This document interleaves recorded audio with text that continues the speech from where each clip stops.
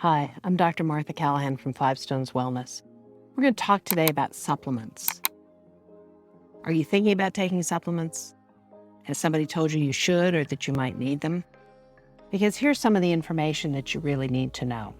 There's a lot of marketing and advertising out there. Most of the time, I recommend that people work with their practitioner to determine what supplements are really right for them.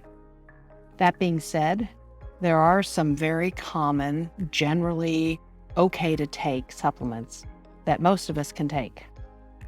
So let's start with like a multivitamin. Multivitamin, multi-mineral is generally a good thing for most of us to take. The truth of the matter is that we don't get the nutrients that we need from our food the way we used to because of a myriad of factors, including the over-processing of much of our food and the depletion of our soil. We just don't have the nutrients and the minerals in our soil that we used to. So taking a multivitamin, multimineral is a good idea for most of us. Very often you'll see vitamins, multivitamins, targeted at age or gender. And it's important to pay attention to that. The one thing that comes to mind is postmenopausal women don't need to and probably should not be taking a product that contains iron. So there are differences depending on your age and your gender, and it's important to pay attention to that.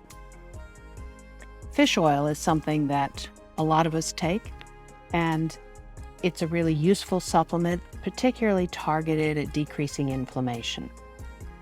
If you've got joint pain, achy joints, achy muscles, try some fish oil. It may actually help. Generally, what you're looking at in fish oil is EPA and DHA. Those are the two active components that you want. And those two components together should be about a gram, 1,000 milligrams. And you have to look at the label carefully because sometimes it'll say 1,200 milligrams, but when you read the fine print, maybe 300 milligrams of that is EPA and DHA. So you really want to pay attention to that and make sure that you're getting that kind of a dose.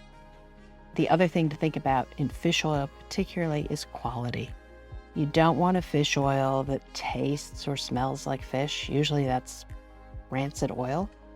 You want a fish oil product that is made by a company that really follows the good manufacturing practices. And you want to be very careful about the expiration date on fish oil. Vitamin D is another supplement that a lot of us will use. And again, I like to suggest that people target that to their blood level that can easily be checked by your healthcare provider. You want to get to a vitamin D level in the upper range of normal. The normal range might be about 30 to 100, but you should be targeting about a 60, 70, maybe even 80. As a result for an optimal range of vitamin D. Most of us aren't really aware of vitamin D deficiency symptoms per se. We do target it for bone health, but I can't tell you how many times people start to feel just better when they're taking vitamin D. They're less fatigued, more energetic. They just feel better. So it's generally a safe thing to take as long as you are following your levels and making sure you don't go overboard on it. Probiotics is probably the other thing that's a very common and easy to use supplement and generally safe for most of us. Probiotics are actually the good bacteria that should be living in the gut, in our colon. A lot of us have imbalanced guts and our microbiome is out of balance for lots of factors. Our use of antibiotics, our stress, our other drugs that we're taking, but primarily antibiotics over the course of our lives. So probiotics are a wonderful thing to take for overall good gut health. People who have irritable bowel syndrome, who experience bouts of diarrhea and constipation alternating, can often find that probiotics are really useful. Generally, I would look for a product that contained a couple of strains of probiotics. You'll see that on the back of the bottle. Most all of them are going to contain like a lactobacillus, a bifidobacter, and those are good ones to have in there. And then you want something that has a decent count. The dosing on probiotics is measured in colony-forming units, CFUs. So generally look for something that's about 20 to 30 billion, with a B, colony-forming units in each capsule. That's how many you need. It sounds like a staggering number, but that's what we need. High-dose probiotics are 100 or 200 billion.